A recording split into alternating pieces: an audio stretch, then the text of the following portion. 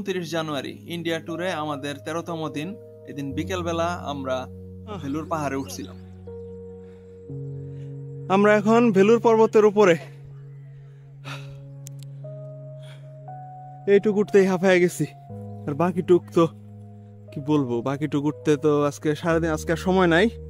Already সন্ধ্যা হয়ে আসতেছে, আর উপরে যাওয়া রিস্কি।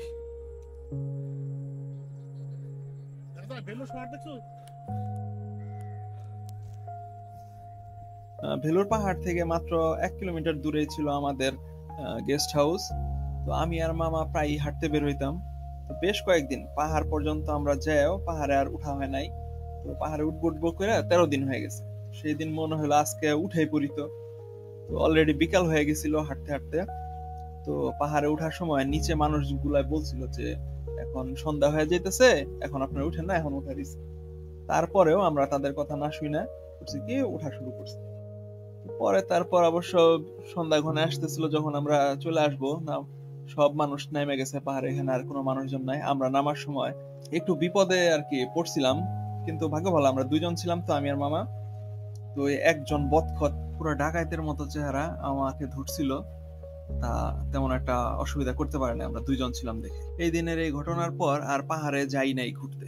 এরপরে শুধু ঈদে ঘুরছি, এই ভেলুর ফোর্ট, ওই কেল্লাতে ঘুরছি। আর পালার নদী একটা ছিল, মরা নদী, ওইটার উপরে 2টা ব্রিজ, ওইখান দিয়ে ঘুরছি। কিন্তু এই পাহাড়ে আর কখনো যাই নাই।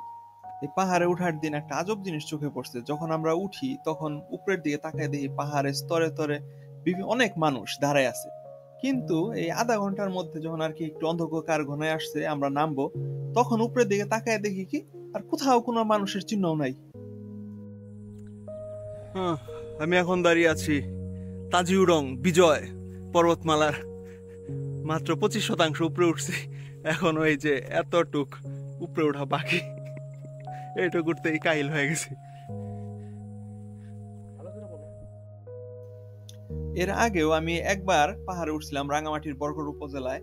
সেই দিন এত হাঁফাই নাই, কিন্তু এই ভেলুর পাহাড়ে উঠতে যে একদম হাঁফায় গেছিলাম। শেষ, এইটুক উঠতেই জান বাইরে হয়ে গেছে, আর উঠতে পারতেছি না। এই যে আর এইটুক বাকি আছে। দেখা যদিও অ্যাঙ্গেলের কারণে কম মনে হচ্ছে, কিন্তু অনেক, এখন মনে হয় অর্ধেক উঠি নাই। অলরেডি এনার্জি সব শেষ। ওই যে লুকালয়। যে পরিমাণ উৎসাহ উদ্দীপনা নিয়ে 2জন পাহাড়ে ওঠা শুরু করছিলাম, এই অর্ধেক উঠতেই 2জনের অবস্থা খারাপ। তার মধ্যে একজন মামা হইতেছে রুগী মানুষ, আর আমিও একদম হাঁফায় অস্থির। এখন মামা যদি অসুস্থ হয়ে যায় তো আমি অস্থির, মামাকে নিয়ে কিভাবে নামবো। এই জন্য পরে বলছি মামা ক্ষান্ত দেন, আর না উঠি। মামাও রাজি হয়ে গেল। আমরা আর উঠলাম না, যে পর্যন্ত উঠছিলাম ওইখানেই দাঁড়ায় থাইকা হাবি জাবি কিছু ভিডিও করলাম। দেখতে পাচ্ছ, বেলুর পর্বতে উঠছি। এখন বলবো Habiba I love you, I love you.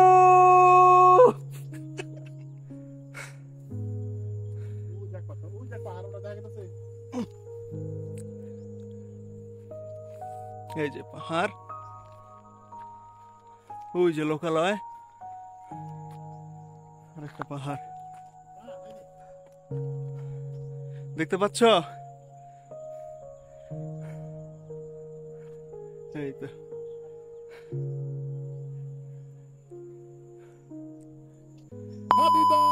অনেকক্ষণ লাভ ইউ করে চিল্লানোর পরে তারপর যখন আমরা নামা শুরু করলাম, তখন একটা কালো কুচকুচে বদখত একটা ছেঁড়ায় আসতেছে, আইসা আমারে ডাইকা কি যে বলে ছাতার মাথা কিছুই বুঝি না।